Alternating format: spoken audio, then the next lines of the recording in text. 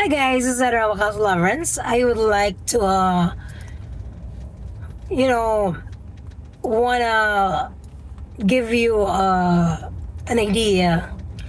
If you're planning to come over here in America, you make sure that you really gonna do it legally, because our President Trump here is very, very strict. And also, my advice to you, if you would like to live here in Wisconsin or other state or other country, I really encourage you guys to study the culture, study the people, because I dealt I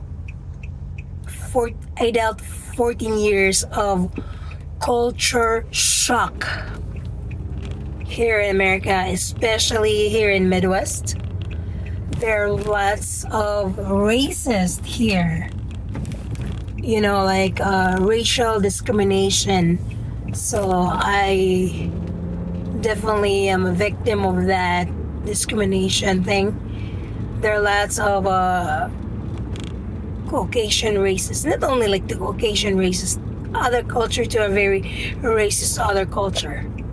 And well, the thing over here in America, guys, it's very abundant here, but the culture is very, very different. A lot of people here don't care what was your degree, or what is your upbringing, your education, whatever it is. Like, people here don't care. A lot of people here don't care what something like they don't care about the degree, stuff like that. So the culture here is very like exclusive. So they're not like Filipinos or other Asian cultures, that they're very family oriented. So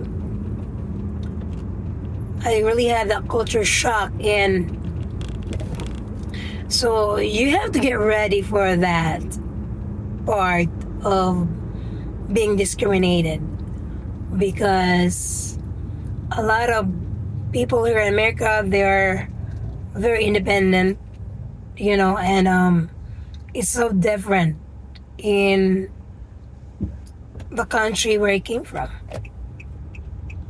But I'm very blessed that my husband's family, they're kind of like very close family ties, and that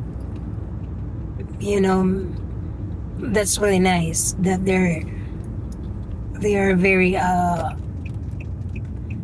close to each other and loving to each other. So yeah, and just like in the culture in the Philippines, one of the culture in the Philippines is basically like 18 years old over there. They're not like here in America.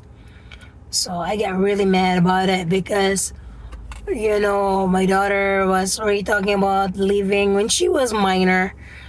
She wanted to go have her own place. And I really asked my husband about it, that if that's really their culture here. And he told me that children here, when they turn 18 years old, they're very independent and they want to have their own way. Until I, finally embraced that a couple years ago, and I really realized that it's a good thing to have the children to live their own life when they're adult, because it's kind of like a, what do you call it one, like a privilege. Parents are giving a tax break from the government because of having their children, adult children, to have their own life.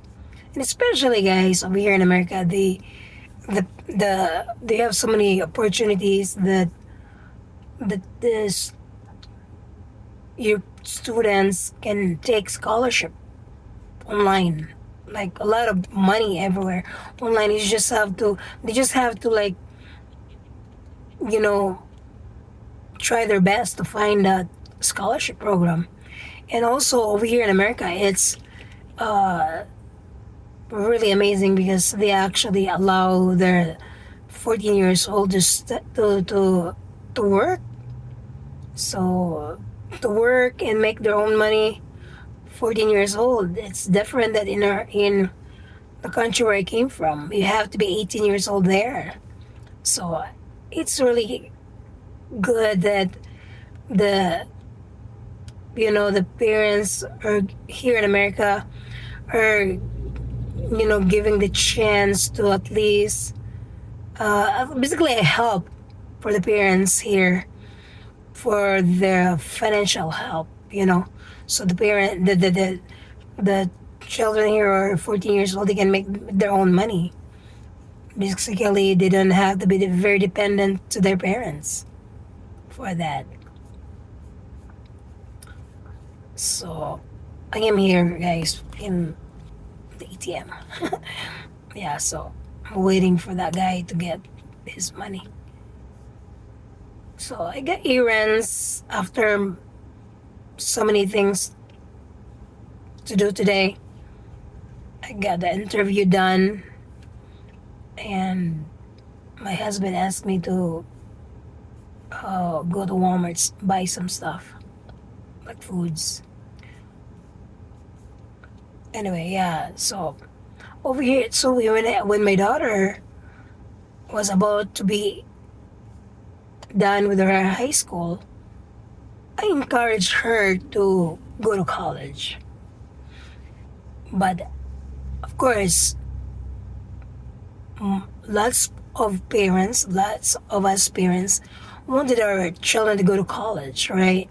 And to finish their degree, to have a better future. But I also realized that I cannot force her. I can only encourage her to go to college. And I really gave her because she wanted to move to go to different route.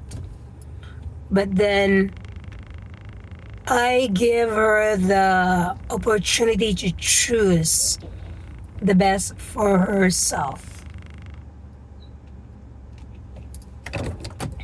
Hold on, guys. I'm just gonna get the money and I'm gonna talk to you more. Wait.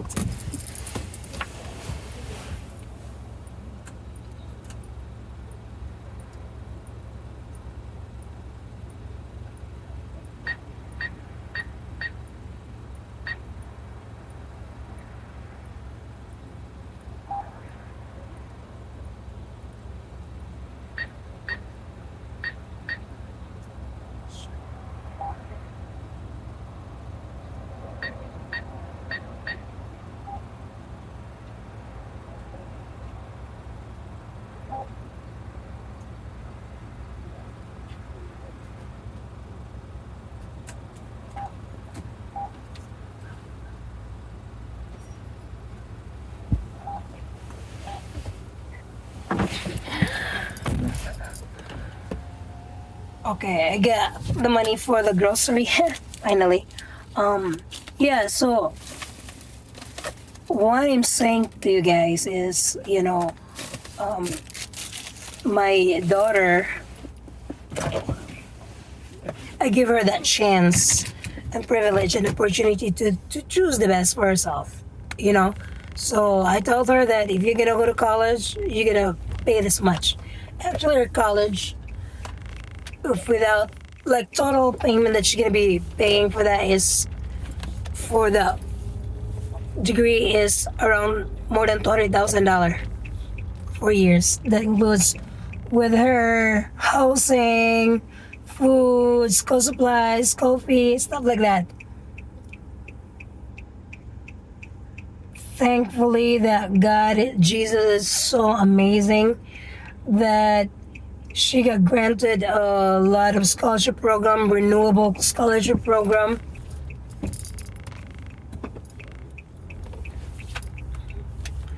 Yeah, renewable scholarship program that actually covers a lot of her school payment, so that she just only borrow like 40,000, something like that.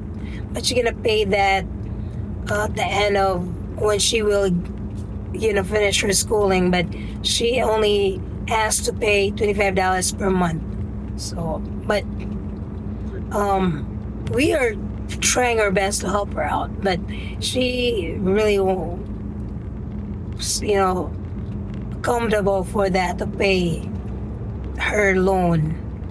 But anyway, guys, so I told her, like, if you're gonna go to the path of getting married or go to the path to be a mother, you'll spend money as well. Because, like conceiving a child is already expensive. It's going to the doctor, and when you will give birth, oh my goodness, the formula, maybe $60 per week, not including their clothing, their diapers. I told her that, and I told her too that she's gonna be in the college career, going to college. She's gonna spend a lot of money, but she can get it back when she will finish her degree. And then the good thing of that school that she's going, though, studying, because there are lots of like companies like Nike, I think it's that Jacksonville Bratz company, Jacksonville company, and then Harley Davidson and other companies, big companies. They're actually like contract with this college, that because this fine arts, the Maya, they're a really great school, one of the top 20 or top 10 the best fine arts college for fine arts in the United States, and she is the one who founded. So yeah, so she actually going to that route to go to college and get her degree, because as I said, that school is already contract with a lot of companies, big companies. So a lot of like companies, usually the fine arts people here, at least they will start at least around $60,000 a year to start with, and hey, that's pretty good money, So I told her that, like, I'm not gonna force you. I did not force her to go to college. I encourage her to go to college. The same thing as my son, but it's really up to them. I always told them, like I told them that before, when Mia was in college, and even my son, that they are the driver of their life. So, do you want to be poor? They can be poor if they want to. And if they want to have a better life, then they have to work for it. So, yeah, so this is really my encouragement to you guys, and you don't have to do if you don't want to, but you do not have to force your children to go to college. You give them that. You just give them that ability to give them the chance to make a better choice for themselves, because at the end they will be able to work for that career anyway. They will be able to function that. So yeah, maybe you may get to think, well, I didn't finish my college, right? And Yeah, exactly. That was your chance. It is, but you're gonna make sure that you're sending your children in college, that you're not wasting their time and you're not wasting your money. Because at the end, if you'll send them because you like them to be a lawyer, a doctor, because that's what your course you wanted to do when you were young, but you didn't do it, you fail it. But then you're gonna need to ask, is that what she wants, or is that what he wants, or is that what I want? You know what I mean? Because at the end, you're gonna be wasting your time. You're gonna be wasting your money as well. So let them choose what do you want, and you do not force them. Alright, guys. So you have a blessed day. Bye bye.